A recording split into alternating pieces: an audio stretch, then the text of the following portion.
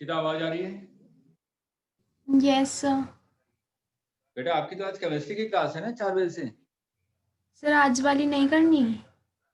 नहीं, आज मैं बिल्कुल जो स्टार्टिंग था ना फोर्स, उसके बारे में बताऊंगा कि फोर्स क्या होता है, कौन कौन से टाइप्स के फोर्सेस होते हैं, टेंशन कैसे निकालते हैं, नॉर्मल कैसे निकालते हैं, बिल्कुल फंडामेंटल। अगर नहीं आता है तो क्लास अटेंड कीजिए, ठीक है? अगर वो चीजें आती हैं बेसिक वाली तो आप क्लास लीव कर सकती हैं, ठीक है बेटा? Okay sir.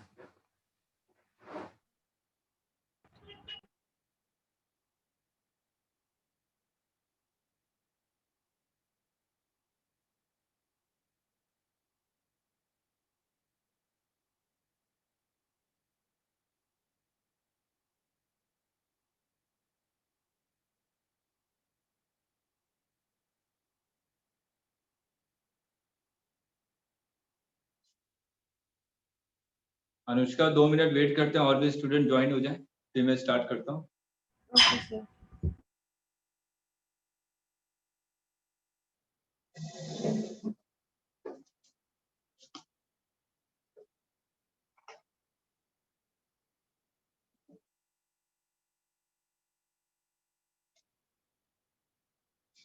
फिजिक्स में इम्प्रूवमेंट हुआ कुछ? Yes sir. इंटरेस्ट आ रहा है? हाँ मतलब हाँ। ऐसा लग रहा है पहले से कुछ थोड़ा एक्स्ट्रा सीखा। हाँ मतलब पहले इस लाइक पुली वगैरह क्वेश्चन सॉल्व करने में टाइम लगता था। अच्छा अच्छा, अब ऐसे वो के क्वेश्चन हो रहे होंगे।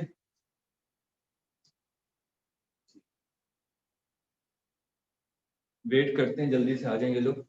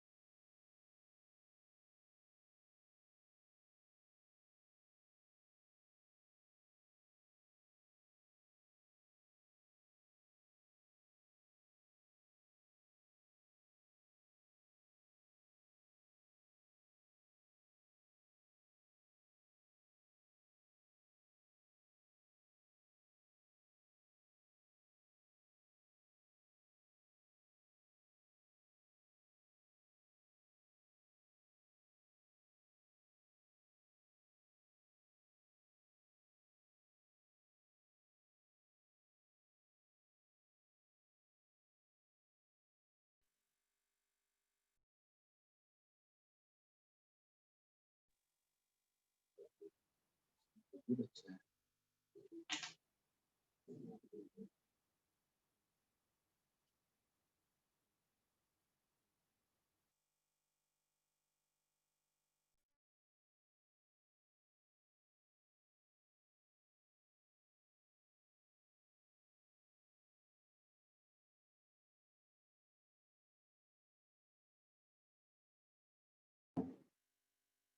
क्वेश्चन हो गए? कल किए थे ट्राई?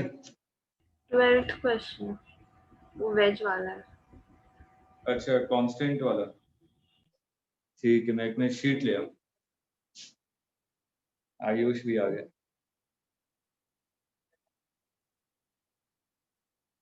मैं शीट ले आता हूँ।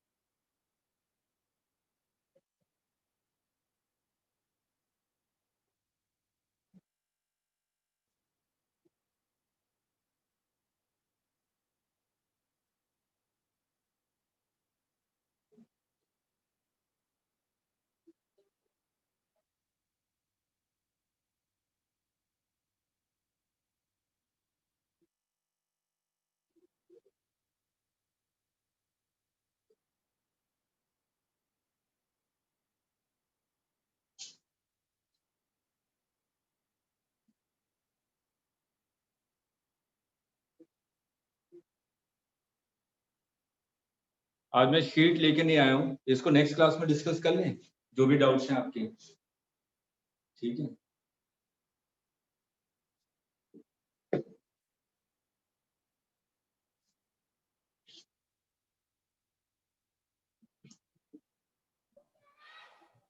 Pain back.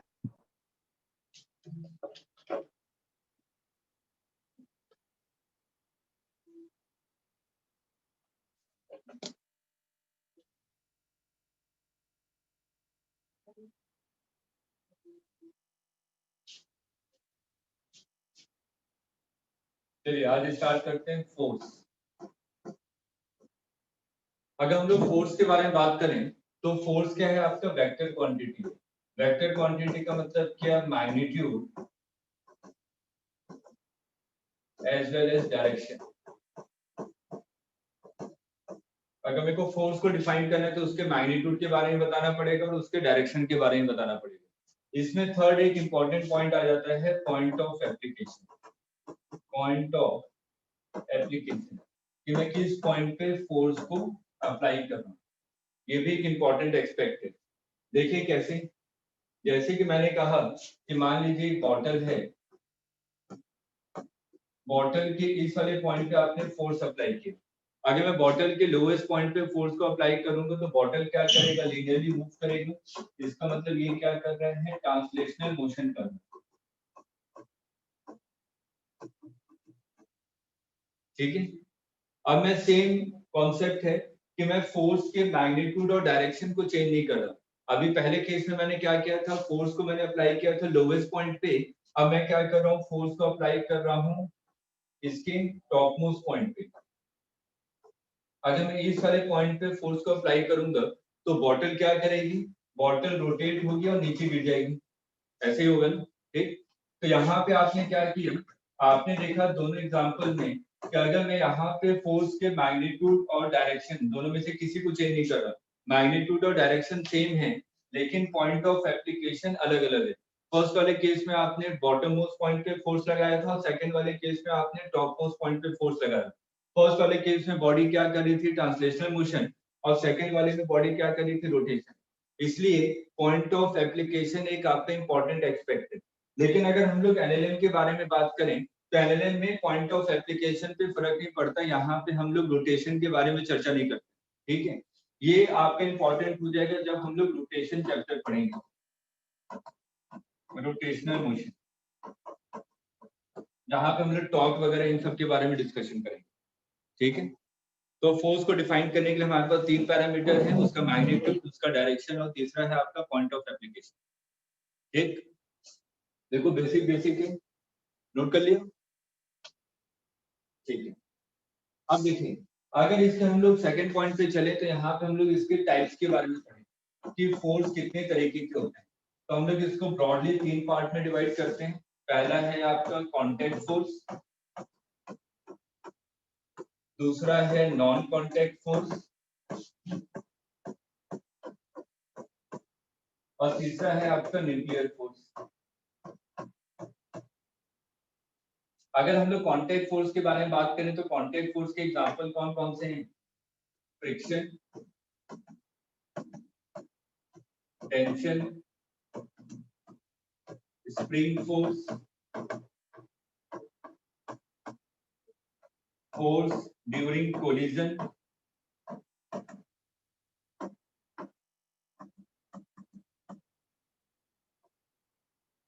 और कौन सा फोर्स आ जाएगा जो कांटेक्ट पे डिपेंड करता है, नॉर्मल,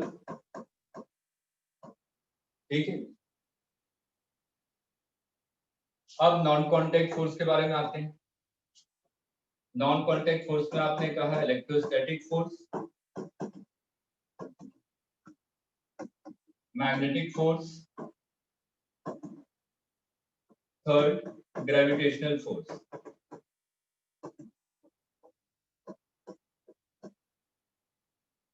यहाँ पे कांटेक्ट की कोई जरूरत नहीं पड़ती। अगर मैंने कहा कि प्लस क्यू चार्ज एक माइनस क्यू चार्ज है तो दोनों एक दूसरे को अट्रैक्ट करेंगे, दोनों कांटेक्ट की कोई आवश्यकता नहीं है। मैंने कहा कि नॉर्थ पोल है, नॉर्थ पोल है तो दोनों एक दूसरे को रिपेल करेंगे। यहाँ पे अगर मैं इन दोनों के बारे में बात करूं कि इलेक्ट्रोस्टैटिक फोर्स और मैग्नेटिक फोर्स, ये आपके अट्रैक्टिव इन नेचर भी हो सकते हैं और रिपल्सिव इन नेचर भी हो सकते हैं, लेकिन जो ग्रेविटेशनल फोर्स है ये क्या होता है, always attractive in nature, always attractive in nature. ठीक है, ये कभी भी रिपल्सिव इन नेचर नहीं होता। और न्यूक्लियर फोर्स, न्यूक्लियर फोर्स आपको पता है कि न्यूक्लियस को बाइंड करना है तो उसमें एक अलग तरीके के फोर्स को हम लोग डिफाइन करते हैं जिसको कहते हैं न्यूक्लियर फोर्स।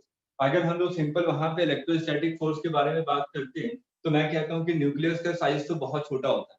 अगर न्यूक्लियस का साइज छोटा है तो आपको ये पता है कि force is directly proportional to 1/r²। ठीक है, अगर यहाँ पे r की वैल्यू बहुत स्मॉल होगी तो फोर्स का मैग्नीट्यूड बहुत हाई होगा। ठीक है, अगर हम लोग न्यूक्लियस के बारे में बात करें तो न्यूक्लियस में क्या है, प्रोटॉन्स हैं। प्रोटॉन्स हैं इसका मतलब सब पॉजिटिव चार्ज हैं। अगर पॉजिटिव चार्ज होंगे तो उन सब के बीच में क्या होगा, फोर्स और रिपल्शन होगा। अगर फोर्स और रिपल्शन है तो वो न्यूक्लियस के अंदर बाइंडेड नहीं हो सकते। ठीक है, वो अनबाउंड हो जाएंगे, ब्रेक करके बाहर निकल जाएंगे। लेकिन ऐसा होता नहीं है। हम लोग क्या जानते हैं कि जो न्यूक्लियस होता है वो मोस्ट स्टेबल होता है, उस न्यूक्लियस को आसानी से तोड़ा नहीं जा सकता। अगर मोस्ट स्टेबल है इसका मतलब वहां पे कोई फोर्स और होगा जो कि एग्जिस्टेंस में होगा। उस नए तरीके के फोर्स को एक हमने नया नाम दिया जिसको कहा न्यूक्लियर फोर्स। ठीक है, इसके बारे में डिटेल स्टडी करेंगे जब हम लोग मॉडर्न फिजिक्स में आएंगे कि न्यूक्लियस क्या होता है, कैसे कैसे किन किन पैरामीटर पे न्यूक्लियर फोर्स आपका डिपेंड है। ठीक है, यहाँ तक नोट कर लीजिए, एक दो पॉइंट्स लिख लीजिए फिर आगे चलते हैं।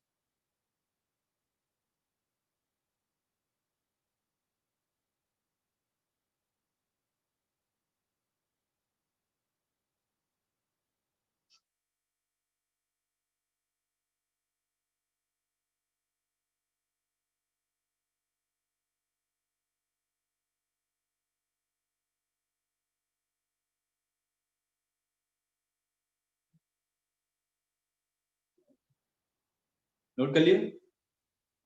ठीक है,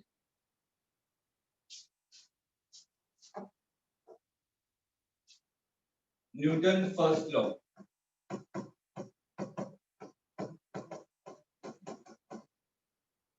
न्यूटन फर्स्ट लॉ को हम लोग लॉ ऑफ इनर्शिया भी कहते हैं। लॉ ऑफ इनर्शिया या सिंपल जो न्यूटन फर्स्ट लॉ है, न्यूटन फर्स्ट लॉ की स्टेटमेंट क्या है, if a body is at rest और in motion it will continue in rest और in motion unless until any external force applied on it. कोई भी body अगर rest पे है तो वो रेस्ट पे रहेगी, अगर मोशन में है तो मोशन में रहेगी जब तक उस पे हम लोग कोई भी एक्सटर्नल फोर्स अप्लाई नहीं करते हैं। ठीक, तो इसको हम लोग तीन पार्ट में डिवाइड करते हैं, inertia of rest, inertia of motion,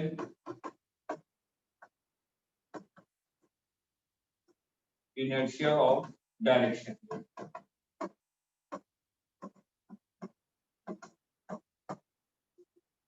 inertia of rest का मतलब क्या हुआ, जैसे कि हमसे सिंपल से एग्जांपल है, जैसे कि मान लीजिए कि बस है, बस आपकी रेस्ट पोजीशन पे खड़ी है और मैं भी इसमें खड़ा हूँ। ठीक है, तो दोनों क्या है, रेस्ट पोजीशन पे हैं। लेकिन जैसे ही बस आपकी एक्सीलरेट करती है तो जो मेरा लोअर हाफ बॉडी है वो तो बस के कांटेक्ट में है, तो ये क्या करता है, कांटेक्ट के साथ आगे जाने की कोशिश करता है। लेकिन जो मेरा अपर हाफ है ये तो कांटेक्ट में नहीं है, अपर हाफ कांटेक्ट में नहीं है, तो ये क्या चाहता है कि मैं रेस्ट पे ही रहूं। अगर मैं रेस्ट पे रहूंगा इसका मतलब जैसे ही बस एक्सीलरेट करती है तो मैं कहाँ पे फॉल करता हूँ, पीछे की तरफ। ठीक है, उसी तरीके से अगर मैं यहाँ पे इनर्शिया ऑफ मोशन के बारे में बात करूँ, बस का एग्जांपल ले लेता, मैंने कहा कि बस आपकी क्या है, मोशन में।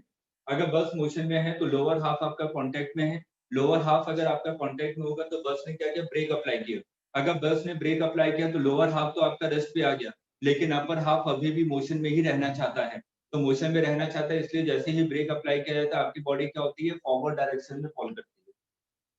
ठीक, उसके बाद थर्ड आते हैं inertia of direction. Inertia of direction में मान लीजिए कि मैं कार को ड्राइव कर रहा हूँ और मैं हाईवे पे हाई स्पीड से चल रहा हूँ।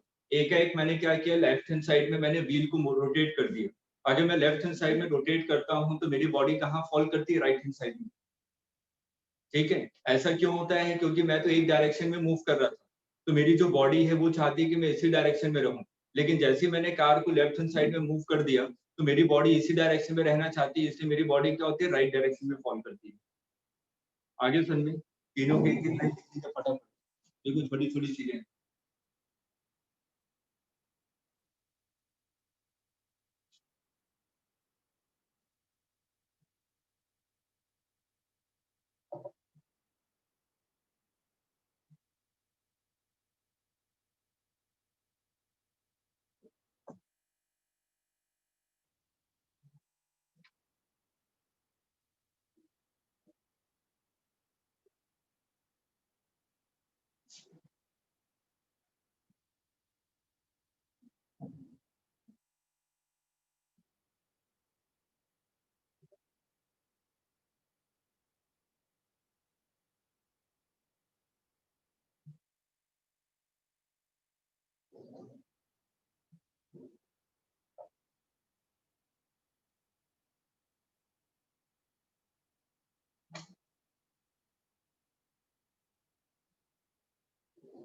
हो गया? ठीक। अब अगर मैं न्यूटन सेकंड लॉ के बारे में बात करूं, Newton second law, Newton second law क्या कहता है कि force is directly proportional to rate of change of momentum. जो भी rate of change of momentum है, फोर्स उस पर डिपेंड करता है dp अपॉन dt पे। ठीक है, अगर मैं मोमेंटम की बात करूं तो momentum is equal to mass into velocity होता है। तो पहला केस अगर मैं यहाँ पे लूं, केस वन क्या है आपका कि जो मास है वो क्या है, कांस्टेंट है। अगर मास कांस्टेंट होगा तो फोर्स इज इक्वल टू क्या लिखूंगा, m dv ओवर dt।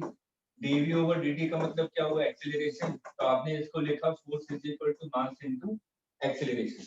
अगर मैं सेकंड केस के बारे में अगर मैं बात करूं, तो सेकंड केस के अगर बारे में बात करूं तो मैंने कहा कि जो यहाँ पे मास है, मास आपका कहता है वेरिएबल है। मास अगर आपका वेरिएबल होगा तो हम लोग यहाँ पे फोर्स इज इक्वल टू क्या लिखेंगे, v dm अपॉन dt। इसी कॉन्सेप्ट पे हमारा क्या होता है, रॉकेट प्रोपल्शन। इसी कॉन्सेप्ट पे बेस्ड है रॉकेट प्रोपल्शन।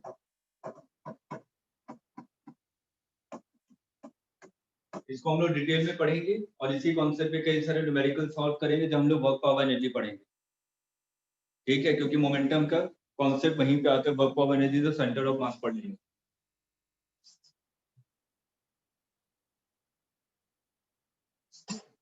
अब हम लोग सबसे पहले बात करते हैं नॉर्मल। अगर मैंने कहा कि कोई भी बॉडी दूसरे बॉडी के साथ कांटेक्ट में है, अगर कोई भी बॉडी दूसरे बॉडी के साथ कांटेक्ट में है तो कांटेक्ट सरफेस के परपेंडिकुलर डायरेक्शन में एक फोर्स लगता है जो कि कांटेक्ट सरफेस लगाता है। तो मैंने कहा कि इसका परपेंडिकुलर डायरेक्शन तो ये है इस कांटेक्ट की। तो परपेंडिकुलर डायरेक्शन में या तो नॉर्मल ऊपर की तरफ हो सकता है या तो नॉर्मल नीचे की तरफ हो सकता है। तो अगर मैं एम ब्लॉक की बात करूं तो इस पे नॉर्मल कहाँ लगता है, ऊपर की तरफ। तो नॉर्मल का जो डायरेक्शन है, normal always act perpendicular to the contact surface in such a way that it tries to reduce or compress the object। मतलब कि वो इस तरीके से लगता है ताकि वो ऑब्जेक्ट को कंप्रेस करने की कोशिश करे। ठीक है, अगर मैं कहूं कि नहीं, मैंने कहा कि ये जो आपने एम ब्लॉक बनाया है इस पे नॉर्मल नीचे की तरफ लगेगा। ठीक है, एम ब्लॉक पे नॉर्मल नीचे की तरफ लगेगा। अगर एम ब्लॉक पे नॉर्मल नीचे की तरफ लग रहा है, ये ऑब्जेक्ट है, इस पे मैं फोर्स नीचे की तरफ लगा रहा हूं तो ये तो कंप्रेस नहीं कर रहा, नहीं तो इसको एलोंगेट करने की कोशिश कर रहा है। ठीक, अगर ये ऑब्जेक्ट है, मैंने कहा ये ऑब्जेक्ट है, इस पे नॉर्मल ये जो लगा रहा है ग्राउंड, इसको ऊपर की तरफ लगा रहा है। अगर ऊपर की तरफ लगाएगा तो इसको कंप्रेस करने की कोशिश कर रहा है। ठीक है, तो नॉर्मल का डायरेक्शन क्या होता है, हमेशा perpendicular to the contact surface होता है और इस हिसाब से होता है ताकि बॉडी क्या हो, कंप्रेस हो। ठीक है, तो लिख लीजिए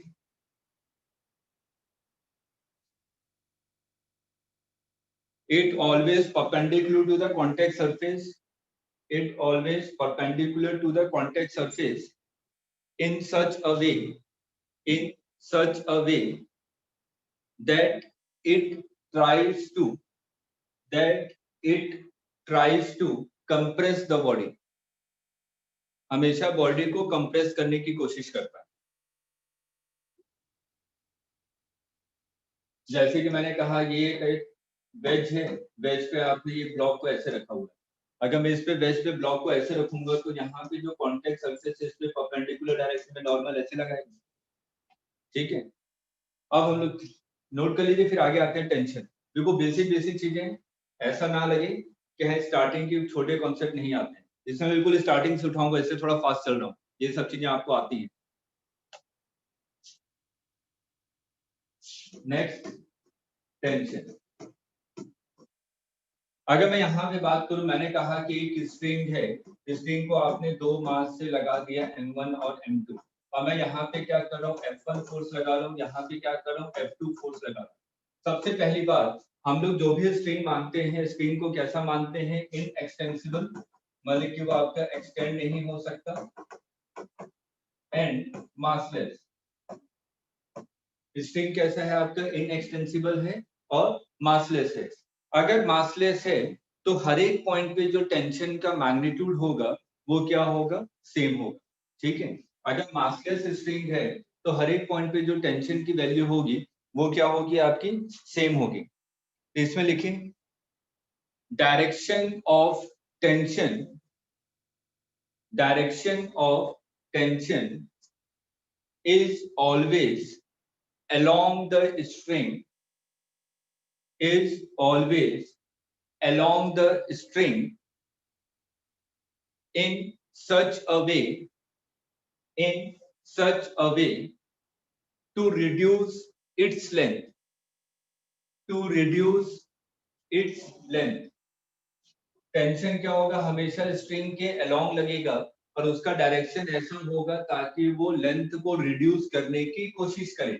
इसका मतलब टेंशन इस डायरेक्शन में लगेगा, ठीक है, तभी तो इस लेंथ को इसको रिड्यूस करने की कोशिश करेगा, ठीक है। अब मैंने कहा कि एक आपका सीलिंग है, सीलिंग से आपने एक स्ट्रिंग लिया और यहाँ पे आपने एक मास को हैंग कर दिया। अगर मैं मास को हैंग करूंगा तो टेंशन का डायरेक्शन क्या होगा, इस तरीके से, तभी तो इस लेंथ को क्या करने की कोशिश करेगा, रिड्यूस करने की कोशिश करेगा। क्लियर है, ठीक है। अब नेक्स्ट पे आते हैं, एफबीडी, फ्री बॉडी डायग्राम।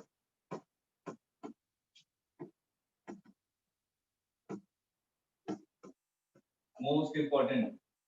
अब आगे पूरा फ्री बॉडी डायग्राम पे ही सभी क्वेश्चन आपके सॉल्व होंगे। फ्री बॉडी डायग्राम का मतलब क्या हुआ,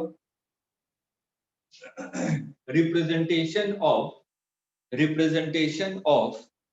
all forces, representation of all forces applicable to a body, applicable to a body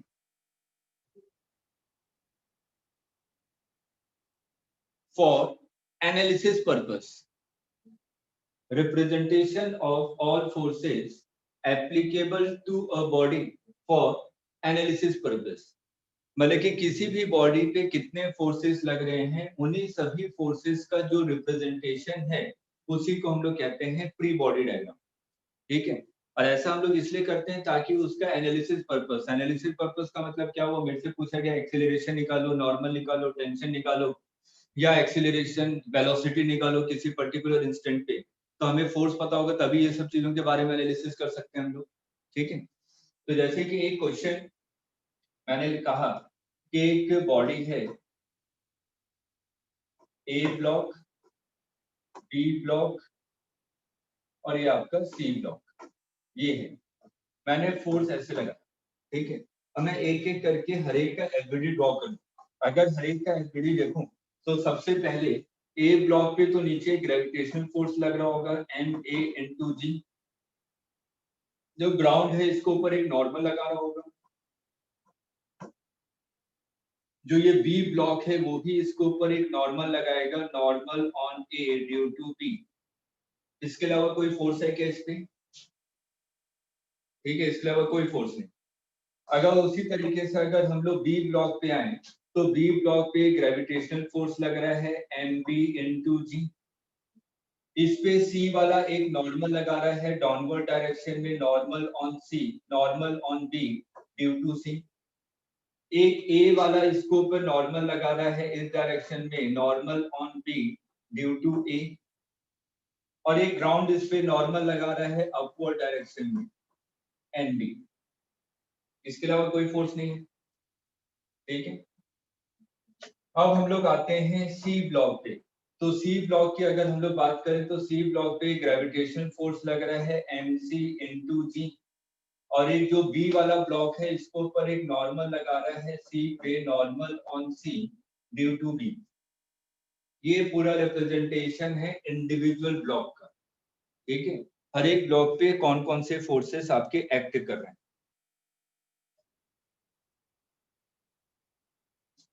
note कर लिया।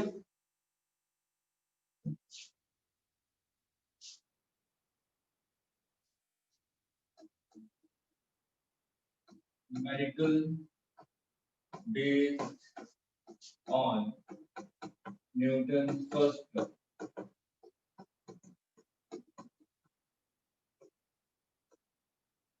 न्यूटन फर्स्ट लॉ का मतलब क्या हुआ कि net force on A body is zero, ठीक है।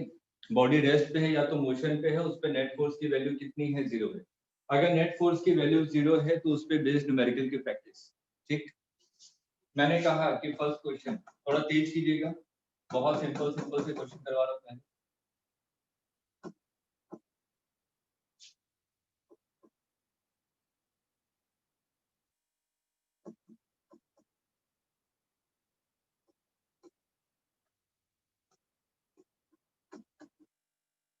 Find tension T1 and T2. Find tension T1 and T2 so that 5 kg is at rest. So that 5 kg is at rest.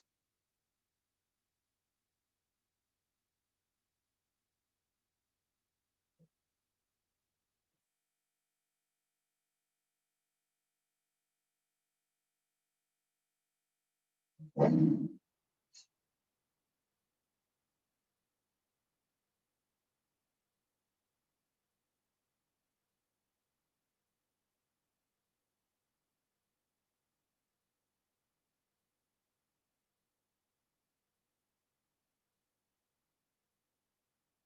125/4.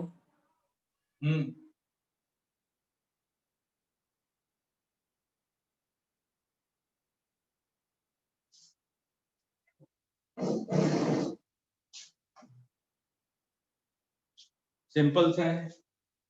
यहाँ पे देखिए नीचे की तरफ फोर्स लग रहा है आपका mg, ये 37 है तो ये भी 37 होगा। इधर t का कंपोनेंट कितना आ जाएगा, t1 cos 37, और इधर एक कंपोनेंट आ जाएगा t1 sin 37। अगर ये आपका रेस्ट पे है, इसका मतलब वर्टिकल डायरेक्शन पे नेट फोर्स 0 होना चाहिए और हॉरिजॉन्टल डायरेक्शन में नेट फोर्स 0 होना चाहिए। अगर मैं वर्टिकल डायरेक्शन की बात करूं तो t1 cos 37 should be equal to 50।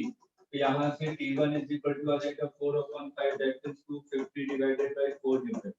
अगर हम लोग यहाँ पे हॉरिजॉन्टल डायरेक्शन में आ जाए तो t2 is equal to t1 sin 37। sin 37 की वैल्यू 3/5, तो 150 divided by 4 है, तो T1 और T2 की वैल्यू आ गई। ठीक है, बिल्कुल सिंपल सा क्वेश्चन था, नोट कर लिया।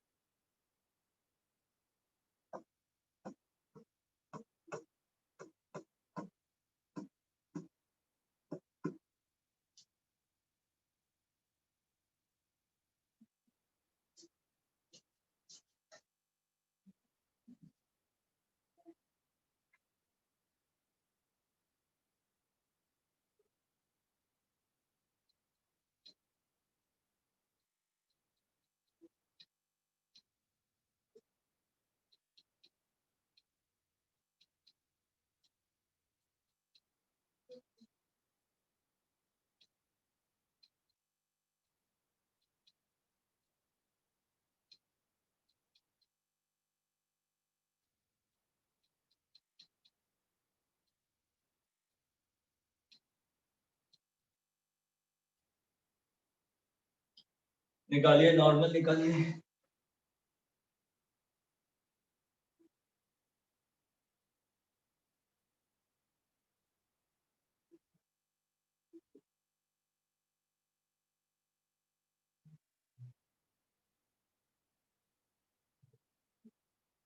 सर 125/4. हाँ कुछ ऐसे ही होगा, रैंडम डेटा दिया, मेरे को भी कैलकुलेट करना पड़ेगा।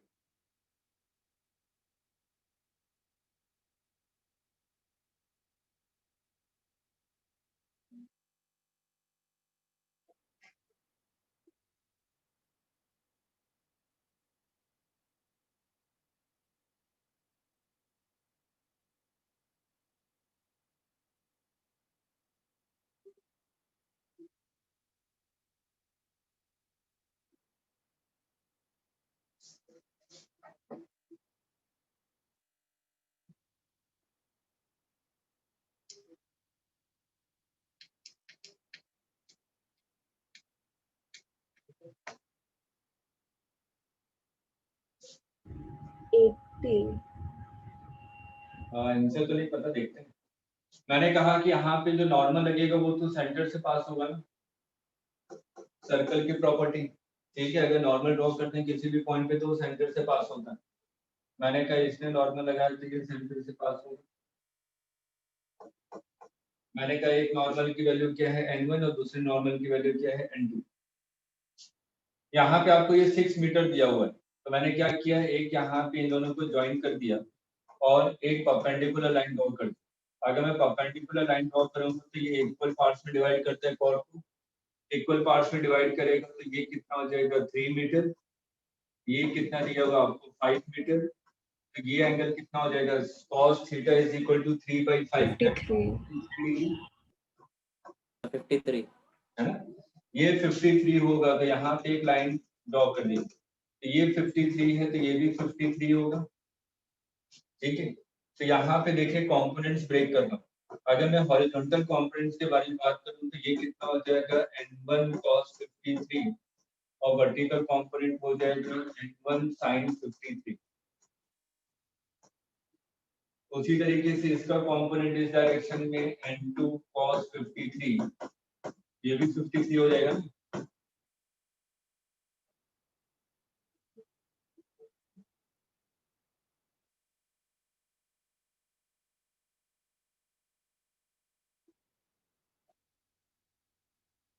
सही है। ठीक है, ये भी 53 हो जाएगा, ये एंगल थीटा है तो ये भी थीटा ही होगा।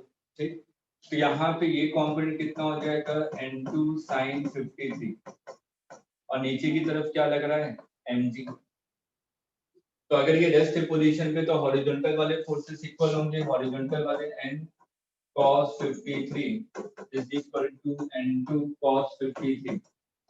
तो ये तो कैंसिल हो गया, that means n1 is equal to n2 is equal to n, ये आपने मान लिया। ठीक, अगर मैं वर्टिकल डायरेक्शन में देखूं तो n1 sin 53 plus n2 sin 53, ये कितना हो जाएगा 2n sin 53 is equal to mg। mg की वैल्यू कितनी है 5 into g 15, तो ये कितना हो जाएगा 25।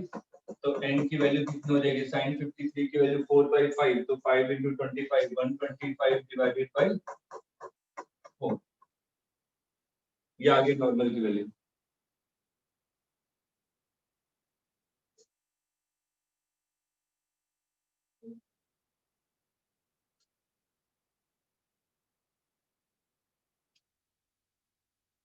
क्लियर है? ठीक है, एक क्वेश्चन फटाफट करके दिखाइए।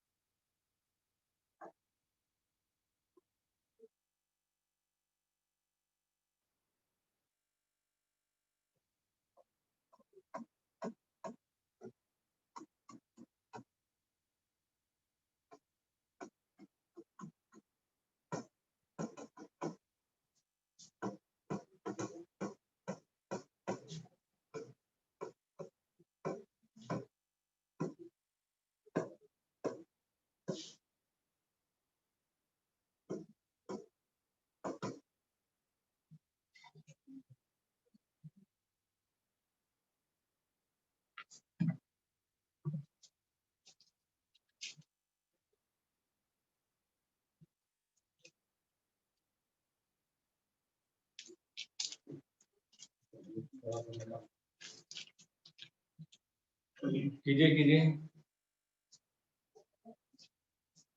ये दो वॉल हैं, वॉल के बीच में आपने बॉल को रखा हुआ है, ये आपके शीट का क्वेश्चन है, शीट में भी है।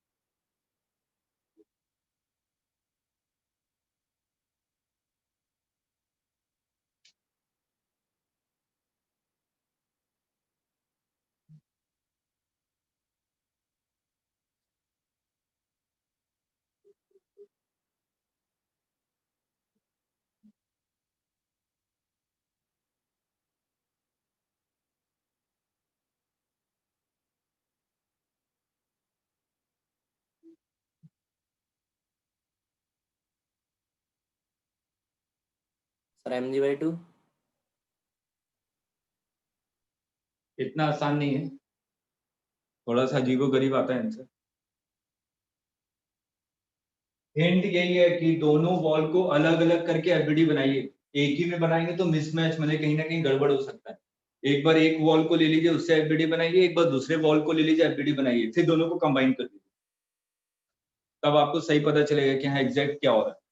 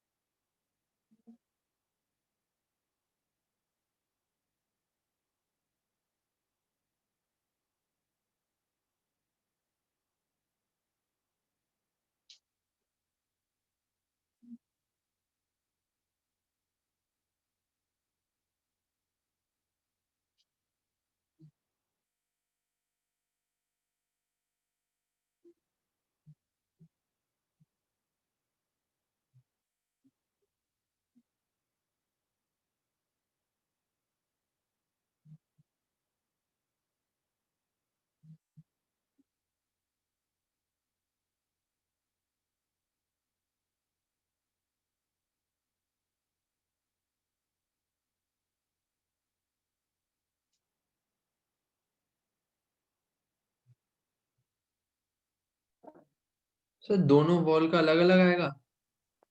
हाँ फिर ठीक है। देखिए, जैसे कि मैं पहले ये ले लूं, ये एंगल कितना है 30 डिग्री। मैंने कहा कि यहाँ पे ये जो नॉर्मल लगा रहा है ये N1 लगा रहा है, ये अगर 30 डिग्री है तो ये भी आपका 30 डिग्री होगा, तो ये कितना हो जाएगा 60 डिग्री। ठीक, तो अगर मैं इसके एफबीडी को बनाऊं तो यहाँ पे आपको एक ऊपर की तरफ मिलेगा N1 sin 60 और एक इस डायरेक्शन में मिलेगा N1 cos 60। ठीक है, उसके बाद दूसरे वाले ब्लॉक को देखो, ये वॉल ऐसे है, ये 45 डिग्री पे है, तो यहाँ पे जो नॉर्मल लगा रहा होगा वो तो इस डायरेक्शन में लगाएगा N2।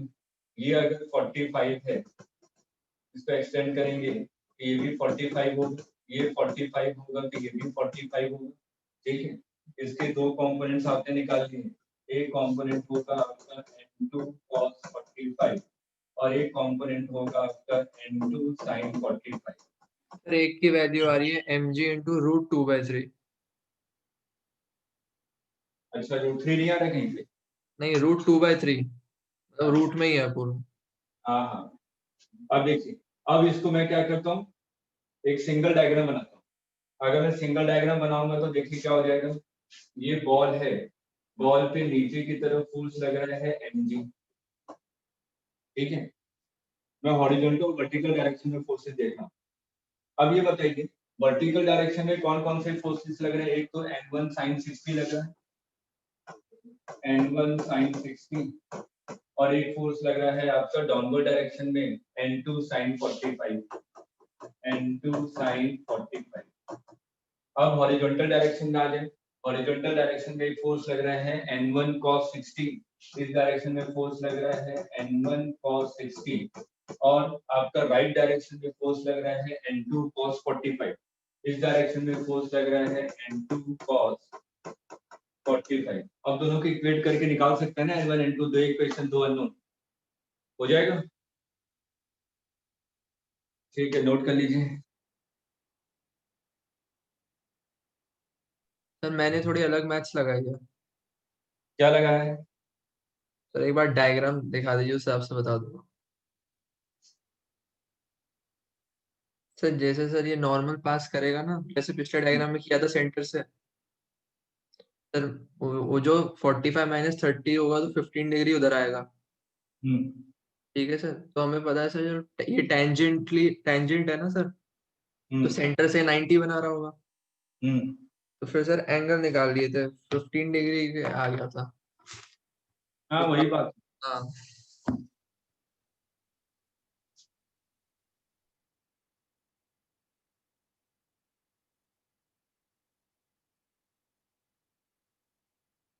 चलिए, न्यूटन थर्ड लॉ।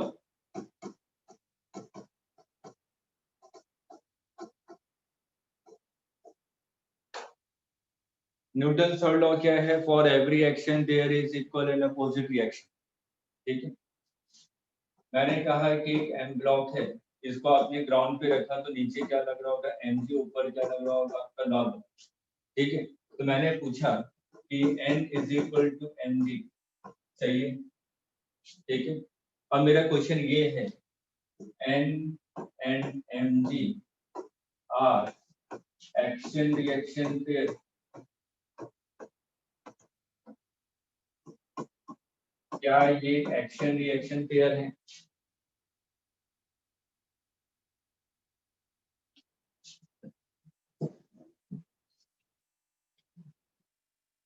अगर हाँ तो क्यों, नहीं तो क्यों?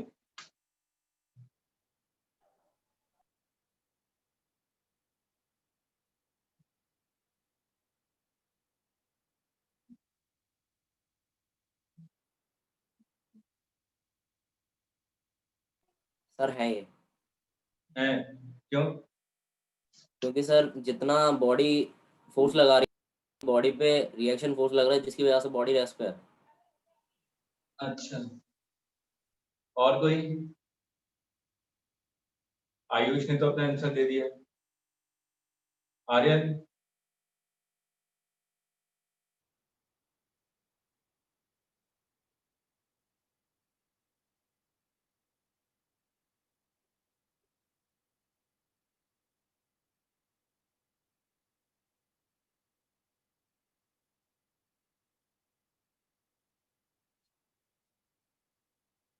आर्यन बताइए।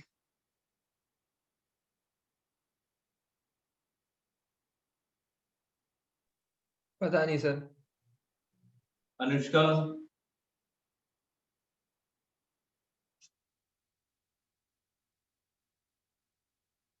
नहीं, कुछ ना कुछ तो कहना ही है, पता नहीं, नहीं कुछ तो कहना ही, या तो ट्रू या तो फॉल्स। मान लीजिए इसमें नेगेटिव मार्किंग नहीं है, ट्रू और फॉल्स का क्वेश्चन है, तो कुछ ना कुछ तो लिखेंगे ही, अगर नेगेटिव नहीं है तो क्या लिखेंगे?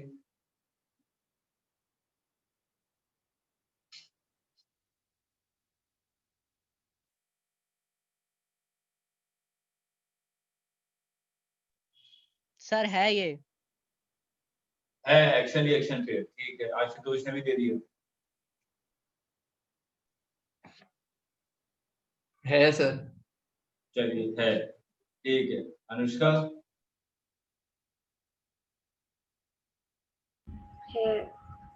है, चलिए, नेगेटिव नहीं है लेकिन हर एक को 0 मिल गया। हाँ, यहाँ पे लिखे कंडीशन, कब हम लोग कहेंगे कि एक्शन रिएक्शन पेयर बना रहे हैं? First point, there should be two separate bodies. There should be two separate bodies.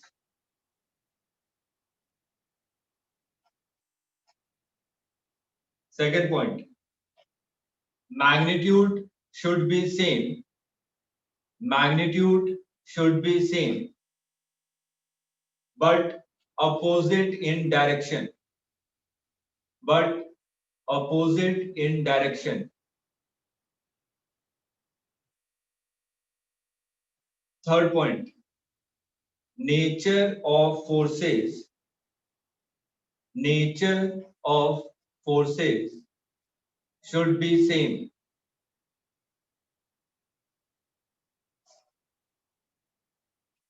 अब देखिए नेचर का मतलब क्या हुआ, जैसे कि मैंने कहा कि स्प्रिंग फोर्स का नेचर क्या होता है पता है? Restoring nature. Electromagnetic in nature, पहली बार सुना है ना? नॉर्मल का नेचर क्या है?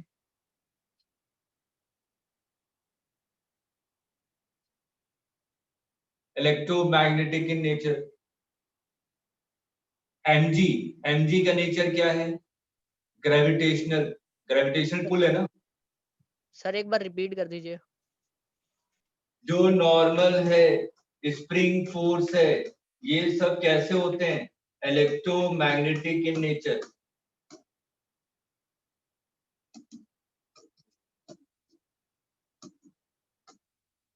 एमजी क्या है? Gravitational pull. ठीक है, ये सब आपके नेचर को डिफाइन कर रहे हैं कि नेचर कैसा है फोर्स का। तो सबसे पहला पॉइंट देखिए, सबसे पहले पॉइंट मैंने क्या बताया था कि क्या होना चाहिए, दो डिफरेंट बॉडीज होनी चाहिए। यहाँ पे अगर मैं बात करूं N is equal to mg किस पे लग रहा है? ब्लॉक पे। नॉर्मल किस पे लग रहा है? ब्लॉक पे। तो ये दो अलग अलग बॉडीज हैं कि एक ही बॉडी है? एक ही बॉडी है ना? एक ही बॉडी पे तो फोर्सेस लिखे हैं, नॉर्मल भी ब्लॉक पे लग रहा है और mg किस पे लग रहा है? ब्लॉक पे। तो दो अलग बॉडीज तो है ही नहीं, तो पहला वाला पॉइंट ही इनवैलिड हो गया। ठीक है, अब हम लोग सेकंड पॉइंट पे आते हैं। सेकंड पॉइंट पे थर्ड पॉइंट पे क्या है? नॉर्मल का नेचर कैसा है? Electromagnetic in nature. और mg का नेचर कैसा है? ग्रेविटेशन पुल। ये भी इनवैलिड हो गया। अगर मेरे को एक्शन रिएक्शन पेयर कहना है, इसका मतलब तीनों पॉइंट सेटिस्फाइड होनी चाहिए। अगर तीनों में से एक भी पॉइंट अगर आपका अनवैलिड होता है तो हमारा एक्शन रिएक्शन पेयर नहीं होगा। क्लियर है? ठीक है, नोट कर लीजिए फटाफट।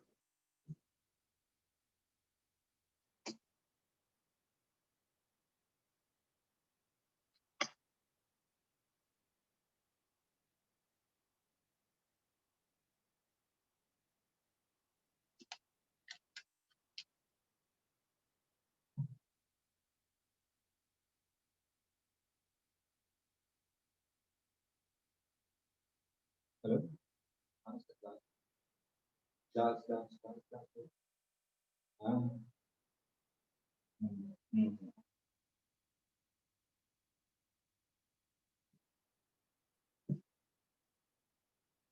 क्लियर है सबको? ठीक है, अब ऐसा करते हैं, इसके आगे कंटिन्यू करते हैं आफ्टर दिवाली। ठीक है, दिवाली की खुशी के लिए आधे घंटे पहले छोड़ देते हैं आज। और कल आप लोगों का टेस्ट है 12 to 3, 12 से 3। सर ठीक है, हाँ बोलिए। सर जब पिछली बार तो मेरा शुरू नहीं हुआ था, अब शुरू ना हो तो किसे फोन करूं? टेस्ट मैं कंडक्ट करवा रहा हूँ कैसे होगा सर ऑनलाइन? जूम पे। हाँ फिर ठीक है। ठीक है, इसी आईडी पे हो जाएगा टेस्ट आप लोगों का। ठीक, तो कोई दिक्कत नहीं है। और आईडी वगैरह चेंज भी होगा तो मैं ग्रुप में डाल दूंगा, लेकिन बस ईमानदारी रखिएगा। ठीक है, इसमें कोई ऐप उप तो है नहीं, आपको डायरेक्ट टेस्ट लेना और OMR स्कैन करके भेज दीजिएगा, वो चेक करके बता दिया जाएगा कि हाँ कितने मार्क्स आए। और नेक्स्ट वीक के बाद एक ऐप लॉन्च हो जाएगा हम लोगों का, उसके बाद आप लोगों को ये सब आईडी वगैरह की कोई रिक्वायरमेंट नहीं होगी। डायरेक्ट आप पर वीक वहां पे टेस्ट दे सकते हैं, और जो भी आंसर मार्क करेंगे वो मेरे पास डायरेक्ट आ जाएगा। ठीक है, चलिए तो फिर हम लोग आफ्टर दिवाली मिलेंगे, और कल टेस्ट है 12 से 3। जहां तक मैंने पढ़ा दिया है यहाँ तक पूरा आएगा। न्यूटन्स लॉ भी आएगा सर? हो सकता है 1-2 क्वेश्चन डाल दूंगा। क्वेश्चन पेपर अभी बनाऊंगा मैं, अभी तक बनाया नहीं है। ठीक है, और सर मेंस का ही होगा ना सर? मेंस का ही होगा। अभी हम लोग पूरा फोकस कर रहे हैं मेंस पे, एडवांस के भी मैं क्वेश्चन ज्यादा नहीं डालूंगा, हो सकता है 1 या 2 हो। ठीक है, लेकिन मेन फोकस आपका मेंस पे होगा। मेंस क्वालिफाई करेंगे तभी तो एडवांस की प्रिपरेशन करेंगे। ठीक है, तो मेंस के बाद तो एडवांस की अलग से क्लासेस होंगी, सिर्फ एडवांस के क्वेश्चन करवाए जाएंगे, लेकिन अभी पूरा कंसंट्रेट कीजिए मेंस लेवल। ठीक है, चलिए, ओके, बाय बाय।